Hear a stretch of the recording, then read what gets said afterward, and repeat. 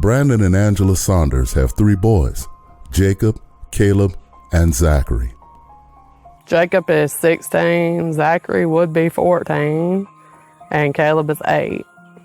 Me and my boys all love to fish. That's primarily what I do. That's every day of the week if it could be. Met Brendan and Zach around 8 or 9 years ago through the scouting program, a local scouting program. His kids and my kids are roughly the same age. We did quite a bit of fishing. The biggest fishing trip we had, I got a friend that owns a carp lake, and he let the Cub Scouts come up and fish in the carp lake for catfish. And we caught about 115, 120 fish that day.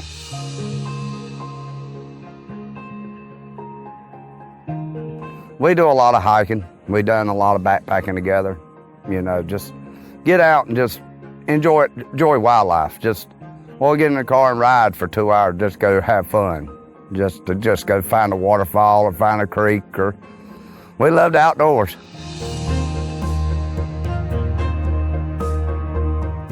Brandon and his middle son Zachary were especially close. Zach was my shadow. We'd go fishing together, just in and out, just live on the riverbank for hours on end. I mean, it'd get 10, 11, 12 o'clock at night, we're still on the riverbank fishing for catfish. Zach was always smiling, always. He was always happy. You could get on to him about something, 2 seconds later he was smiling. He was always happy, always had the big smile, big brown eyes. And that's what everybody remembers about him. They always talk about his smile and his big brown eyes. The 8-year-old, him and Zachary were like best friends. They did everything together, everything. Wherever Zach was, Caleb was. Wherever Caleb was, Zach was. There was like 6 years in between them, but they were the best of buddies. They did everything together.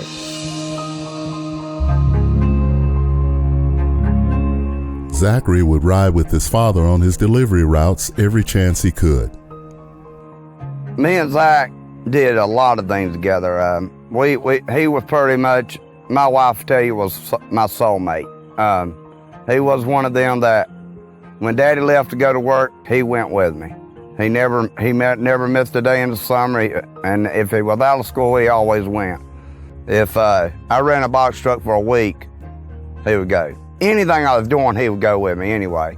We were going over there to stack firewood, he would go. Just to, split firewood, whatever, he was there. Zachary enjoyed playing sports, especially basketball. He loved basketball. His grandparents live up above my father, and he had a gold up there, and I traveled that road quite often, so I would see him out there shooting basketball a lot when he was in his grandparents' house. His favorite thing was playing basketball. I mean, he would go out there, rain, snow, sun, it didn't matter. He was playing basketball, shooting hoops. Zachary was a huge fan of the Cleveland Cavaliers. Zach loved watching Cleveland. Cleveland Cavaliers were the team. Zachary never missed a game. The night before the accident, we were all sitting there watching Cleveland Cavaliers and Golden State Warriors play. Sitting there watching the game, and it's about 11, a little after 11 o'clock, about 11:30. The Cleveland had pulled it out, it's like, wow. He was fit to be tied the whole next day, he was happy. But it didn't last long enough. We went to bed and got up the next morning, and we started our box truck. Excitement turned to tragedy. That's when the major accident occurred, and I lost my son. On June 17, 2016, Brandon and Zachary were returning home from a delivery, traveling south on Interstate 85. A tractor trailer driven by Gary Thomas pulled from the shoulder onto the interstate in front of Brandon. Unable to stop his box truck in time, Brandon slammed into the back of the tractor trailer.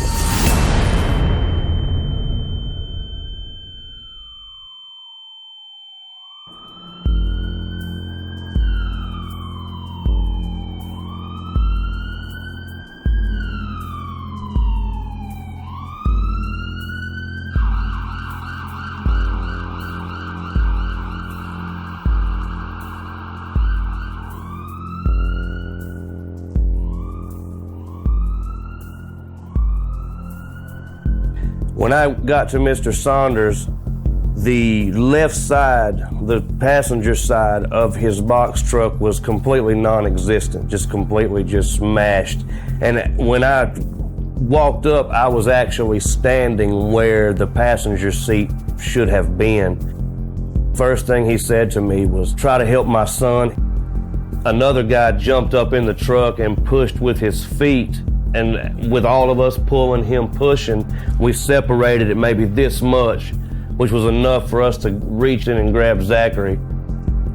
I knew there was enough that he was gone at that point, but I was going to try everything in my power to get him out and give it a try. Once they did get me out of the truck and put me on the other side of the guardrail, which they had me facing them at the moment, I saw them doing CPR and shooting them with drugs. I knew then it was great. They finally turned me around where I couldn't see him. The only thing I remember is asking them, they said that they had been in an accident, and I remember asking them, well, how were they doing? And the only thing that the nurse told me was, you need to get here fast. In spite of the efforts of the first responders and bystanders at the scene, Zachary lost his life.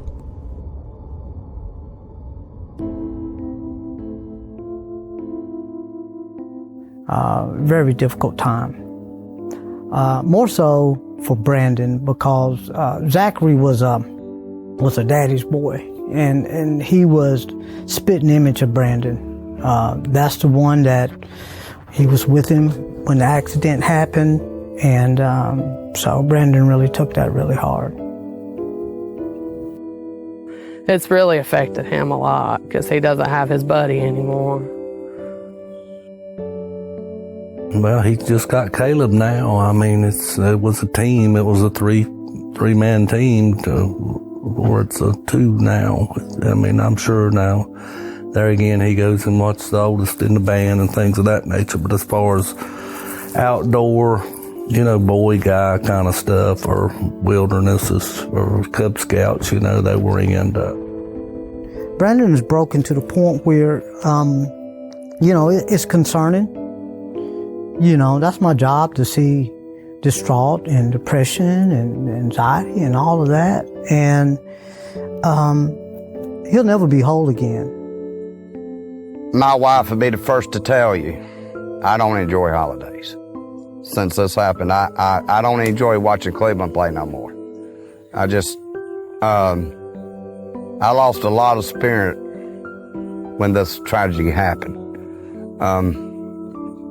And it was deep. And I don't think I've ever going to return out of this deepness that I'm in.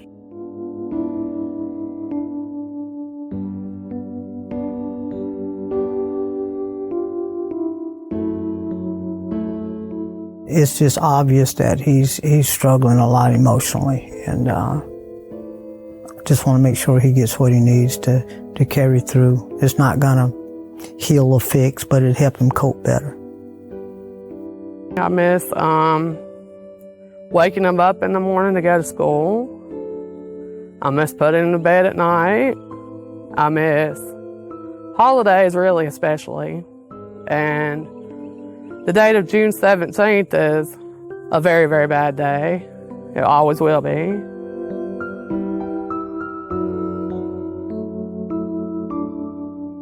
I've got to live with cherishing the moments I got with my other 12 boys now. I've got to rebuild mentally and physically. I've got to rebuild my life so I can enjoy it again.